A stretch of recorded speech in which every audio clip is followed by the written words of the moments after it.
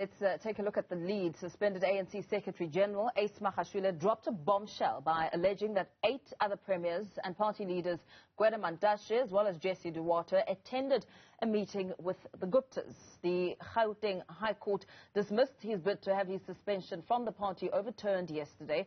Mahashule sat down with our colleague Gwede to discuss the court's ruling. He says that he's determined to fight his suspension all the way to the Constitutional Court. He's also said he'd also wait for the so-called criminal charges, as he believed they were politically motivated and fueled by factionalism.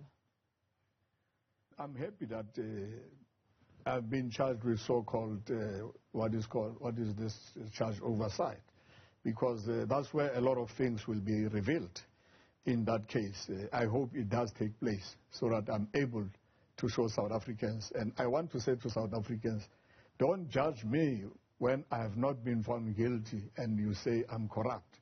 Let me go and prove my case. And that's why I welcome the fact that I'm charged and I'll be able to speak for myself. And I'm still saying to NPA, can you please give me category B and C charges so that come 11th of August, you don't have any reason to say. We have written 4, 5, 6, 7, 8 letters.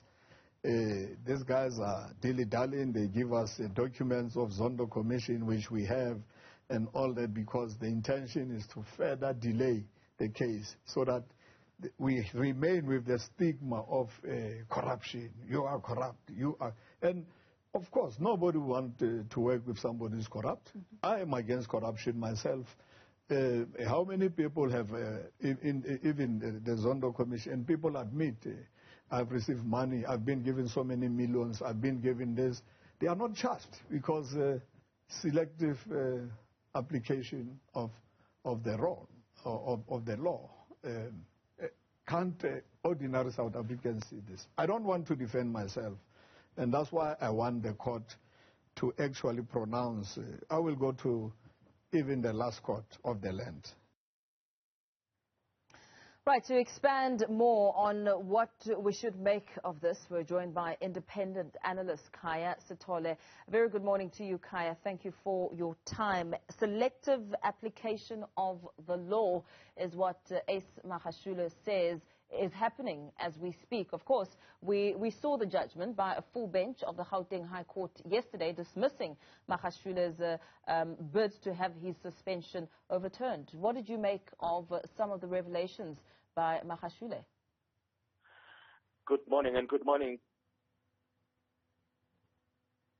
Indication of justice is a curious one in that when the ANC started drafting the rules around who should step aside and when they should step aside, they obviously didn't want to have this carte blanche where I can wake up today and say there's a charge against you, so therefore you must then step aside. So what they then said is that it must be people who are criminally charged, and for a lot of people that made sense because you wanted it to be a process that actually had proper law enforcement involvement rather than political infighting being the primary point, at which point people would then be asked to step aside.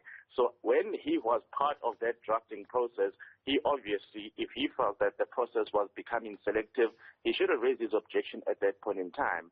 Now, whether he then looked forward and wondered whether if he could ever be charged, if he himself was ever going to be charged, what that would mean, that seems to be what he missed in the initial engagement. So the idea that it's a selective process is a bit of a difficult one to stomach, because I think the way the ANC has crafted it makes sense in relation to what they were trying to achieve.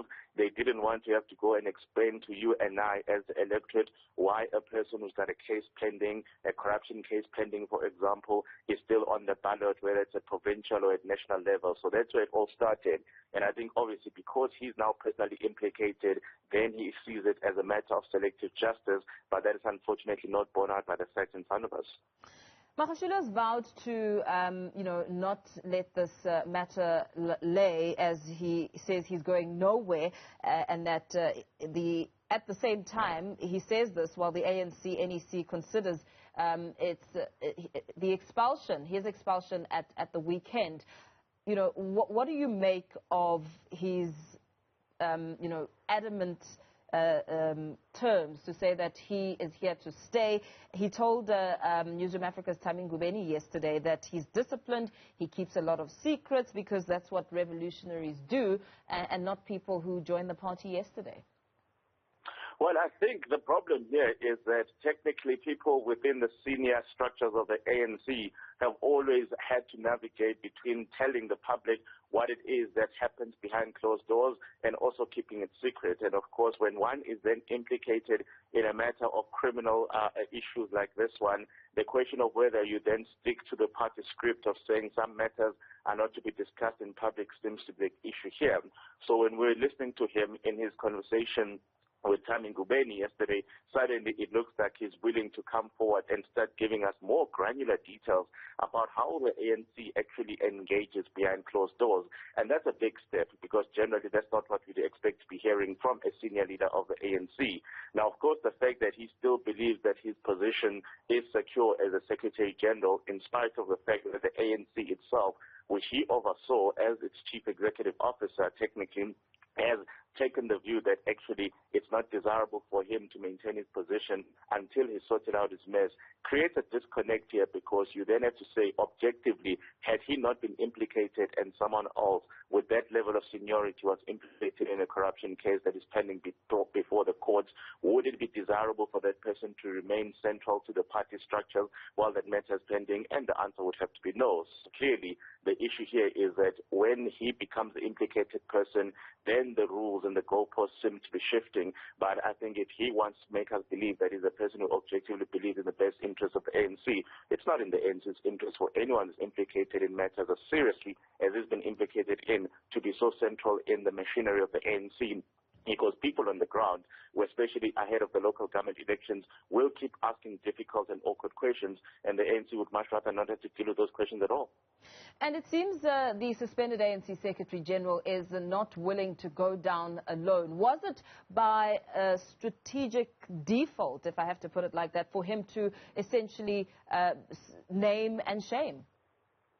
Well, I think the important thing here is that if he's going to take the matter to the Supreme Court of Appeal, he probably needs to bring to the forth a bit more than what he presented to the High Court, because on the basis of the representations that he made to the High Court, the full bench of the High Court was not convinced that his case was actually tenable. So if he's going to elevate this matter, he somehow needs to be able to give us a bit more to work with, to be able to say, well, actually, it does look like the process was selective, it does look like the process was biased against them, and needs to be able to show us that actually within the ANC, there are people who may be even a bit more entangled than he is, that should be held accountable but have not been held accountable. So that's really going to be the deal breaker. He clearly cannot go to the Supreme Court and present exactly the same case and expect to get a different outcome, because I think what the ANC did quite well this time is that they did a lot of the background work, they did a lot of the behind-the-scenes work in giving him an opportunity to present himself in front of the Integrity Commission, and that became important in the High Court judgment because he had argued that he hadn't been given a fair chance to present his side of the case. So the High Court found otherwise, and of course the fact that the matter is pending in front of the courts is going to be something that he cannot avoid. He cannot run away from that. So he has to be able to say, in spite of the fact that I've got a criminal matter pending that is now in front of the Bloemfontein High Court, I still don't believe that this step-aside resolution should be applied in my case. That's the first thing. And the secondary problem, of course, that is always had is the fact that when we speak about selective justice, it is difficult not to see the irony of him saying that this particular rule cannot be applied against me, but I want the same rule to be applied against the president of the ANC, and I must be the one that initiates it, because in the hierarchy of what we've seen here, the president of the ANC doesn't have a criminal case against him pending in any court. That's a fact. All we have is a simple question of whether his campaign, the CR17 campaign, whether that should be subject to greater transparency. That is what is at stake here.